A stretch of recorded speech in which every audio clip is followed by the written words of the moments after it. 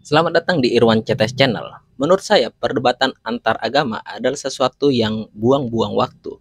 Karena agama adalah hal yang berdasarkan sebuah keyakinan. Dan tentu saja agama adalah sebuah nilai-nilai yang bisa saja sangat berbeda dengan agama lainnya. Nah, ketika menyaksikan atau menonton konten-konten perdebatan agama ini, saya biasa sering melihat di kolom komentarnya. Dan yang terjadi di kolom komentarnya itu sangat-sangat mengerikan. Bukan sebuah diskusi, bukan sebuah perdebatan, tapi lebih cenderung ke saling hina, saling ejek antar agama. Nah, dari sekian banyaknya ejekan-ejekan yang diutarakan ke agama-agama itu, ada sebuah ejekan yang menurut saya ini menimbulkan sebuah pertanyaan.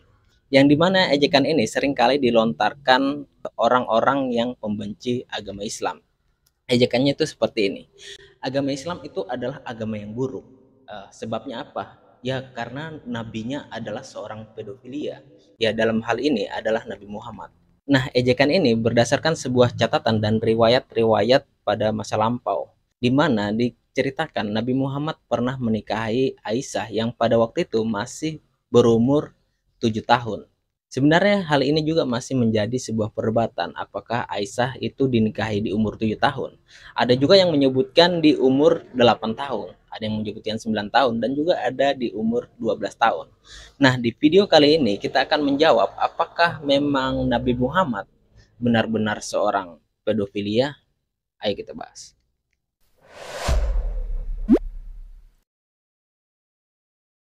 Apakah Nabi Muhammad seorang pedofil? Sebenarnya istilah pedofil sendiri baru ada di abad ke-19 atau di akhir abad ke-19. Pada waktu itu ada seorang psikiater dari Jerman yang menerbitkan sebuah buku yang berjudul Psikopatia Seksualis. Nah, di dalam buku ini membahas penyimpangan-penyimpangan seksual, ya termasuk ketertarikan seksual terhadap anak-anak yang berada di bawah umur. Nah, akhirnya istilah pedofil ini di pertengahan abad ke-20 digunakan di dunia psikiatri dan juga psikolog sebagai sesuatu yang jelas, yaitu sebuah gangguan mental. Nah, di dalam konteks ini saja, Nabi Muhammad tentu saja tidak bisa dibilang seorang pedofil karena istilah pedofil baru saja muncul di abad ke-19, sementara Nabi Muhammad itu hidup di abad ke-7. Jadi bagaimana orang bisa disebut seorang pedofil jika istilahnya saja belum ada? Iya, walaupun istilahnya belum ada, tapi kan perbuatannya itu mencerminkan seorang pedofil. Oke, sekarang kita akan mencari tahu apa definisi dari pedofil itu. Ini saya kutip dari Wikipedia ya. Pedofil atau pedofilia merujuk pada seorang yang memiliki minat seksual terhadap anak-anak yang belum mencapai usia pubertas atau remaja awal, yang umumnya berarti anak-anak di bawah di bawah usia 11 tahun. Sebagai diagnosa medis, pedofilia didefinisikan sebagai gangguan kejiwaan pada orang dewasa atau remaja yang telah mulai dewasa. Nah, dari definisi ini saja, jika merujuk dengan kehidupan Nabi Muhammad di abad ke-7, itu sangat bertolak belakang, di mana Nabi Muhammad ya walaupun istrinya sangat banyak yang berjumlah 13, dari ke-13 istri Nabi Muhammad hanya Aisyah lah yang dinikahi dalam keadaan gadis. Semua istri Nabi Muhammad pada waktu itu adalah janda.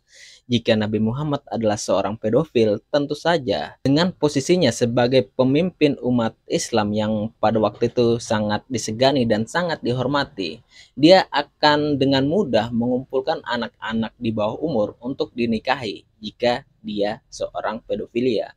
Tapi karena dari semua istrinya hanya Aisyah lah yang dinikahi secara gadis, terus saja ini bisa menegaskan bahwa Nabi Muhammad bukanlah seorang pedofil. Allah, tapi kan Nabi Muhammad tetap saja ketika menikahi Aisyah itu adalah sebuah aib, itu tidak bisa dibantah. Oke, untuk menjawab hal itu, kita harus memahami konteks sejarah dan budaya pada zaman Nabi Muhammad hidup. Ketika abad ke-7, praktik pernikahan di usia muda itu adalah sesuatu yang umum. Banyak budaya-budaya di seluruh masyarakat dunia menerapkan praktik-praktik semacam itu. Jadi ketika pada waktu itu ada seseorang yang menikahi gadis muda berusia di bawah umur, itu adalah sesuatu yang normal, itu adalah sesuatu yang umum. Ini juga bisa terlihat ketika Nabi Muhammad menikahi Aisyah. para pembenci Nabi Muhammad dan juga musuh-musuh dari Nabi Muhammad tidak pernah mempermasalahkan hal ini, tidak pernah mencelanya atau menghina Nabi Muhammad dalam konteks ini. Jadi pada waktu itu pernikahan di usia muda adalah sesuatu yang umum di zamannya. Nah, ada beberapa faktor yang menyebabkan orang-orang pada masa lampau itu menikahkan anaknya itu di usia muda. Yang pertama adalah faktor politik. Contohnya ketika ada seorang penguasa di sebuah daerah, orang-orang atau kelompok-kelompok yang ada di sekitar situ itu berusaha untuk menikahkan anak gadisnya kepada ke penguasa. Jadi anak gadisnya ketika sudah dinilai cukup itu akan segera diajukan ke penguasa agar mereka mendapatkan keuntungan secara politik. Mereka bisa mendapatkan keamanan, misal mereka bisa mendapatkan kekuasaan karena bisa menikahkan anak mereka kepada penguasa. Terus ada juga faktor sosial di mana pada masa itu kehidupan itu begitu keras, apalagi di daerah gurun sekitaran Arab. Jadi dengan menikahkan anak perempuan secepat mungkin, itu bisa membuat anak perempuan ini bisa dilindungi oleh suaminya. Jadi orang-orang pada waktu itu buru-buru menikahkan anaknya biar anaknya ini ada yang menjaga. Belum lagi usia harapan hidup di masa itu sangat begitu rendah. Video sebelumnya saya mengatakan di angka 32 tahun. Jika menikahkan anak gadis di umur 28 tahun, itu waktunya sangat mepet untuk bereproduksi.